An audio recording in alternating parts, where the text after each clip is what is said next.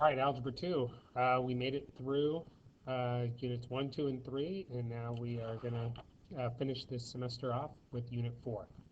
So this is our last unit, and it's on rational expressions, rational equations, rational functions. So rational numbers are any number that can be turned into a fraction, a over b. And then the a term and the b term have to come from the integers.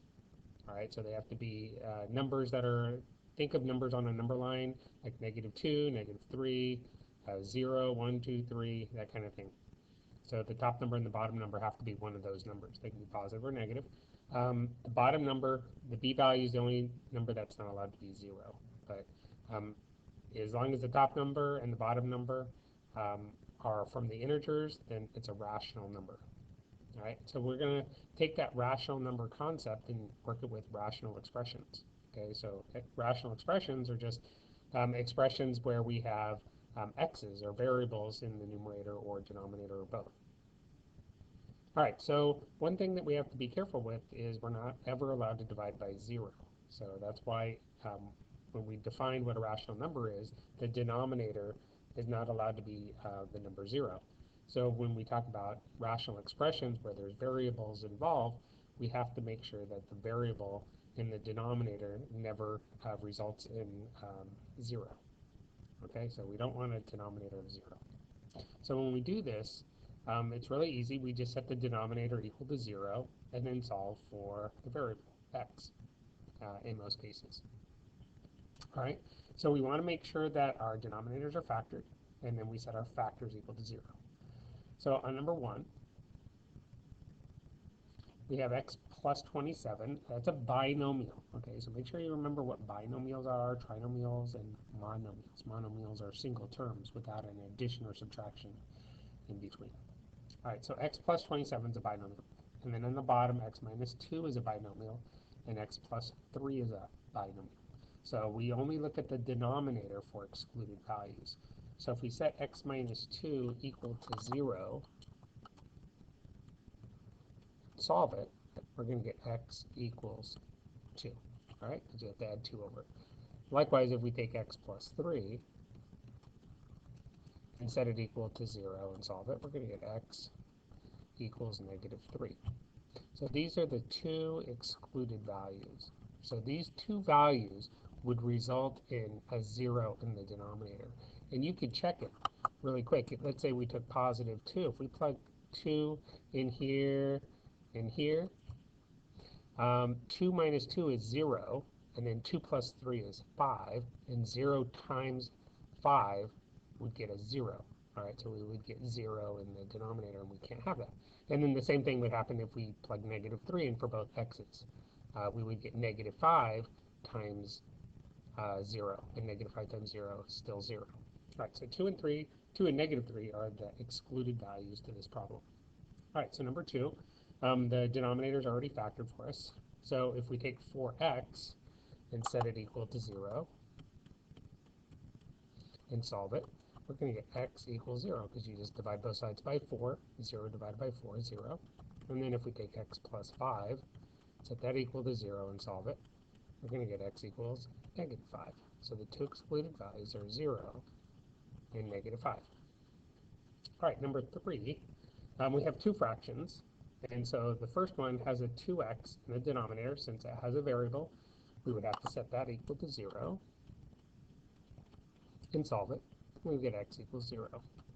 Now 7 is in the denominator, but there's no variable with it. You can't set 7 equal to 0. There's nothing to solve for.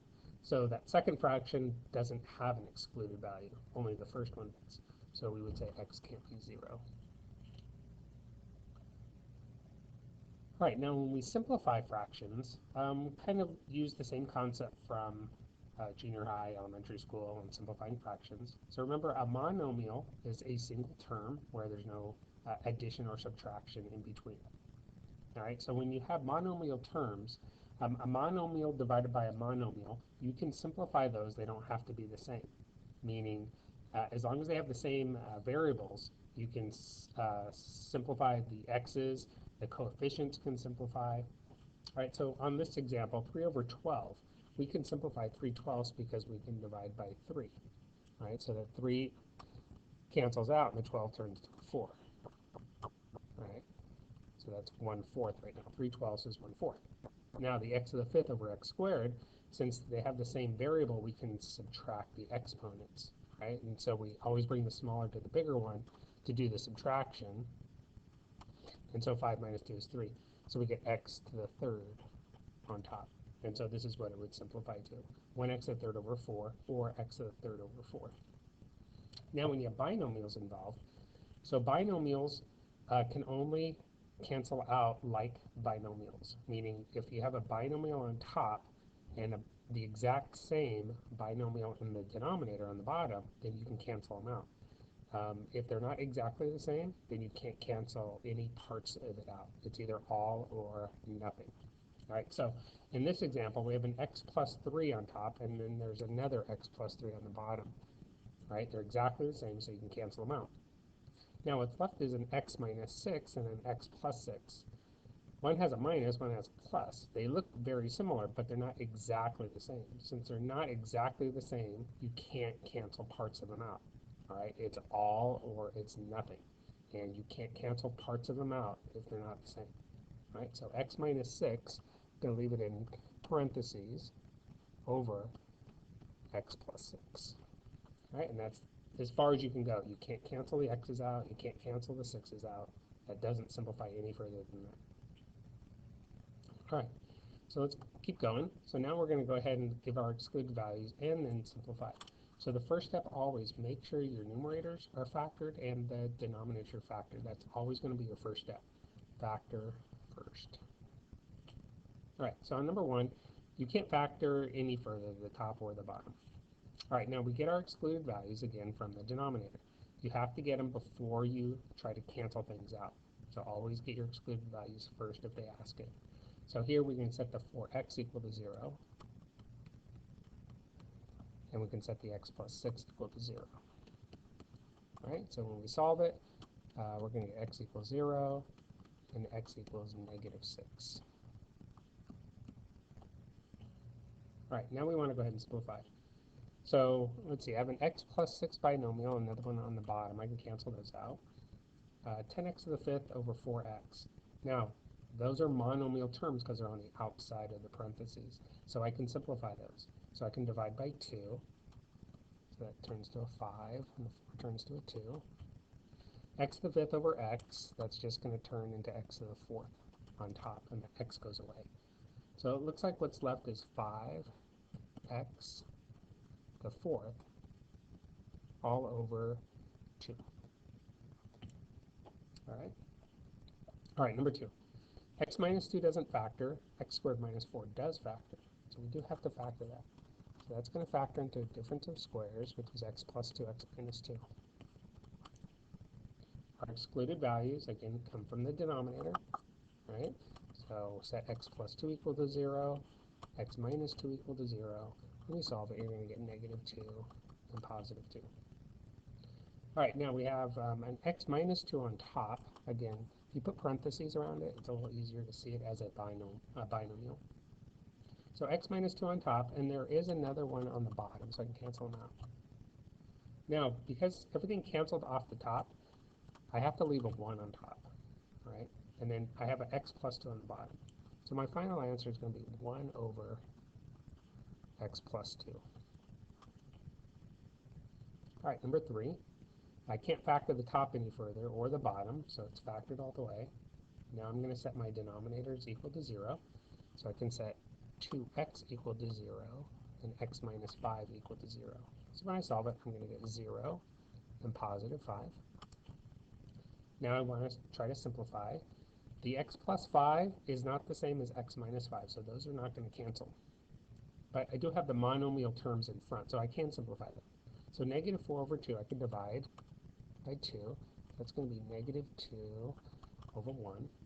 X to the 3rd over x, I can subtract my exponents. That's going to be x squared. So it looks like what's left is negative 2x squared x plus 5 over, looks like x minus 5. All right. Number 4, I have a trinomial on top, so I can factor that. And the bottom, I know there's a GCF there. 2 goes into all those, so I can factor 2 out. So you, again, make sure you factor everything first. All right, so on the top, do my x. So 2's on the top, negative 3's on the bottom, negative 2, negative 1. All right, so let's put my fraction. So that's going to be x minus 2, x minus 1 on top. So that's what x squared minus 3x plus 2 factors into. Then on the bottom, I have to pull that 2 out. Okay, I'm going to pull the 2 out. I'll just show my work right here. I'm pulling the 2 out. I'm left with x squared minus 1. But x squared minus 1 is a difference of squares, so I'm going to have to factor that further. All right, so I'm going to get x plus 1, x minus 1. And then I just put that 2 that I pulled out at the very beginning. All right, so now everything's factored. So now I can set my denominators equal to 0 and solve it. Well, since 2 doesn't have an x with it, I can't set 2 equal to 0. But I can set x plus 1 equal to 0 and x minus 1 equal to 0. So I'm going to get negative 1 and positive 1.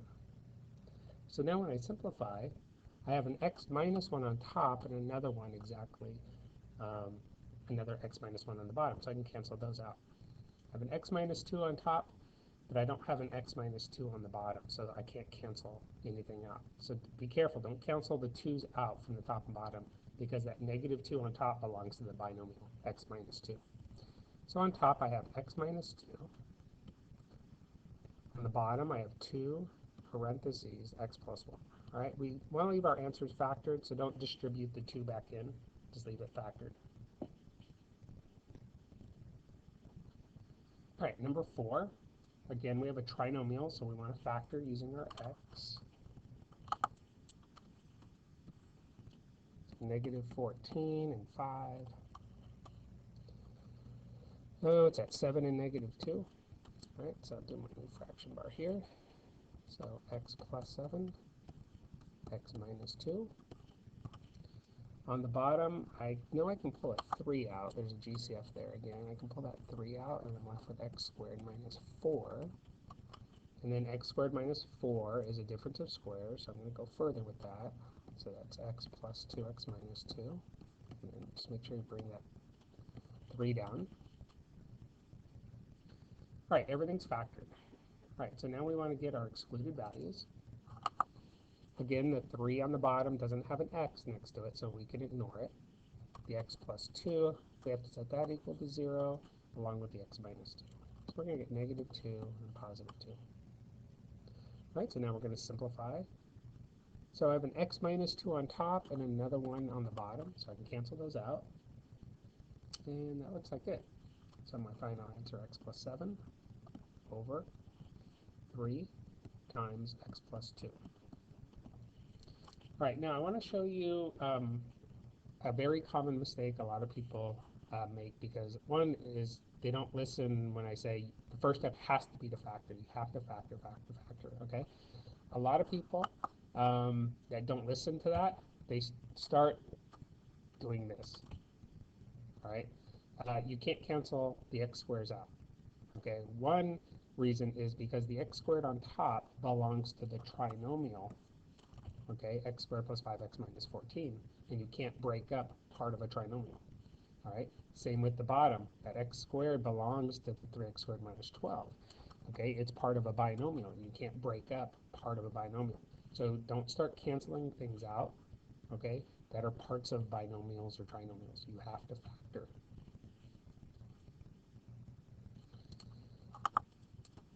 Okay. So number 5, again, we have a trinomial, so we have to factor. So we use the x. So here we have 2 and 3. We're going to multiply those together. That's 6, and then 7's on the bottom.